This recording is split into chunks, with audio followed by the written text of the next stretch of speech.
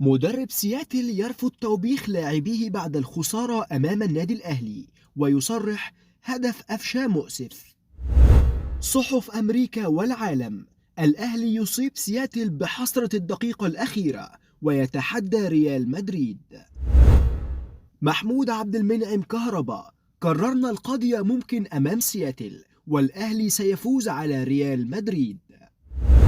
جماهير سياتل بعد الخسارة أمام الأهلي في كأس العالم للأندية: أمر محرج لأمريكا. رفض بريان شميترز المدير الفني لفريق سياتل ساوندرز الأمريكي توبيخ لاعبيه بعد خسارة اليوم أمام الأهلي المصري في بطولة كأس العالم للأندية. وتلاقى الفريقان في إطار منافسات الجولة الثانية من بطولة كأس العالم للأندية، البطولة المقامة حاليا في المغرب، حيث خسر سياتل بهدف نظيف. وقال بريان شميترز في تصريحات بعد المباراة نشرتها شبكة سيت تايم الأمريكية: أعتقد أننا كنا جيدين وكنا متكافئين في المباراة وسنحت لنا بعض الفرص ولكن لم نكن محظوظين.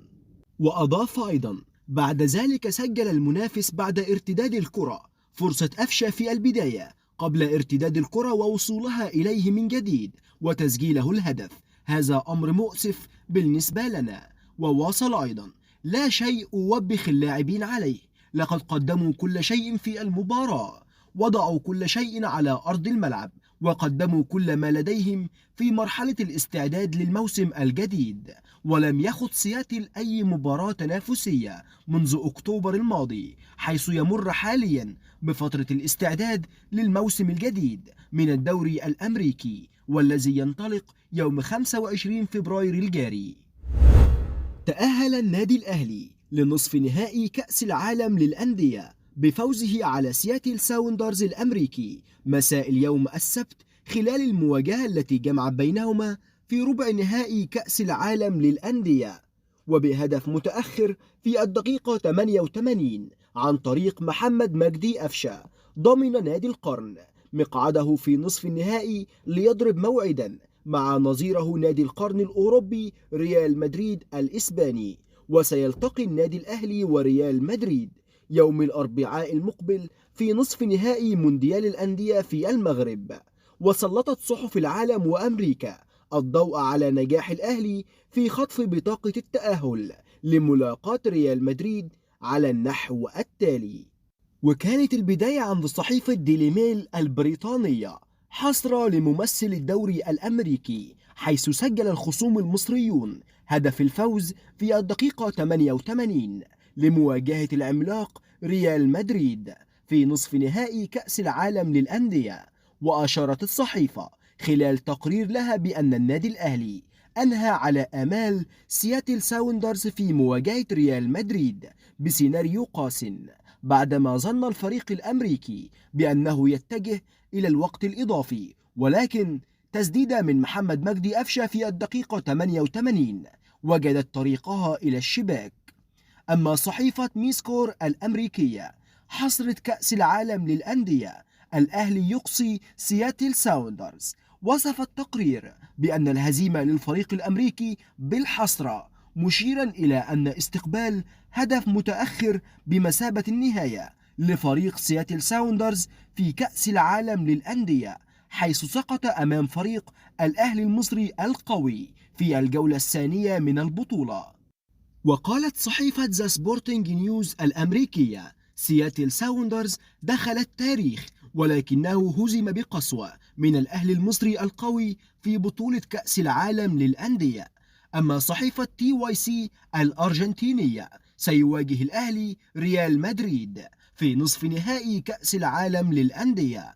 أما صحيفة بول سبورتس البرازيلية: الأهلي يتفوق على سياتل ساوندرز الأمريكي ويواجه ريال مدريد في نصف نهائي كأس العالم للأندية. أما صحيفة ESPN: بهدف في النهاية، الأهلي يعبر سياتل ساوندرز ويواجه ريال مدريد في بطولة القرن.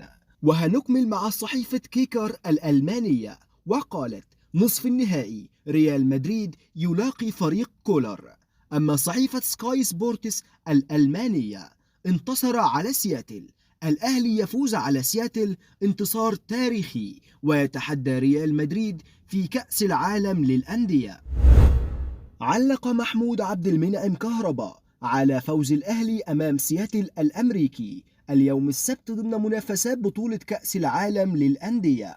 وقال كهربا في تصريحات عبر صفحة الأهلي الرسمية على موقع التواصل الاجتماعي فيسبوك: اليوم القضية ممكن تكررت مرة أخرى بهدف محمد مجدي أفشة. وكان أفشة قد سجل هدف الفوز على الزمالك في نهائي دوري أبطال إفريقيا عام 2020.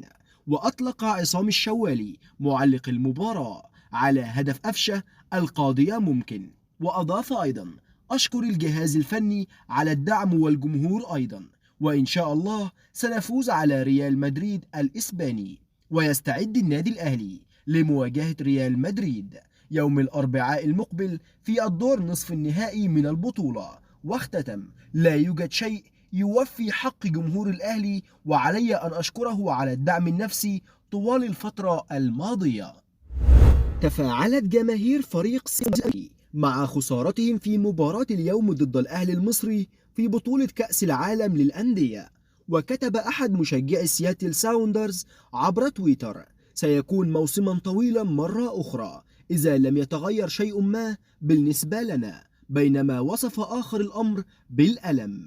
وكتب مشجع آخر: أداء مخجل، بينما رأى مشجع رابع: خسارة مؤسفة ولكن أداء رائع لأول ناد يمثل الدور الأمريكي في كأس العالم للأندية. بينما كتب مشجع آخر: كان ذلك مصدر إحراج لأمريكا. في حين أضاف مشجع آخر: لحظة تاريخية، لا زلت أشعر بالفخر في أول مشاركة لنا في كأس العالم للأندية. وانتقد مشجع آخر أداء الفريق حيث كتب: لم نظهر أي نية للفوز في تلك المباراة، كان الفريق يعتقد بأنها ودية، الأمر مخيب للآمال للغاية ومحبط للغاية. وكتب مشجع غاضبا: كان هذا أداء محرجا للدوري الأمريكي، سياتل كان مريعا. وبكده بنكون وصلنا لنهاية جميع أخبارنا النهاردة. اتكلمنا معاكم عن تصريحات مدرب سياتل بعد الهزيمة أمام الأهلي، وكمان اتكلمنا معاكم عن رد فعل الصحف الأمريكية والعالمية على فوز الأهلي على سياتل الأمريكي، وكمان اتكلمنا معاكم عن تصريحات محمود عبد المنعم كهربا بعد فوز الأهلي على سياتل الأمريكي ومواجهة ريال مدريد. فلو عجبك الفيديو ده ما تنساش تعمل لايك واشتراك في القناة، ولو انت موجود عندي في القناة ما تنساش تفعل زر الجرس عشان يجيلك دايما إشعار